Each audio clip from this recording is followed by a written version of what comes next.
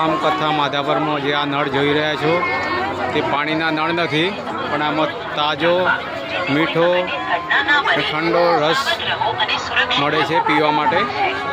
આપ જોઈ શકો છો આ નળ છે, એમાંથી રસ મળે છે, શેરડીનો તાજો રસ। કોઈ અઘટિત ધંધોને નમ્ર વિનંતી છે કે મહેરબાની કરીને પોતાના સોના ચાંદીના દાગીના, મોબાઈલ ફોન અને અન્ય કિંમતી સામાનની ખાસ સંભાળ રાખે। ભીડભાડમાં તમારા બાળકોનું હાથ પકડી રાખવું અને તેમને તમારી નજર સામે રાખવા, જેથી કોઈ અઘટિત ઘટના ન બને। આ ખાલી ગ્લાસ જે પીધા પછી ટ્રોલીમાં નાખતા હોય છે। તમામ ભાઈઓ અને બહેનોને નમ્ર વિનંતી છે કે મહેરબાની કરીને પોતાના સોના ચાંદીના દાગીના અને અન્ય કિંમતી સામાનની ખાસ સંભાળ રાખે। ભીડભાડમાં તમારા બાળકોનું હાથ પકડી રાખવા અને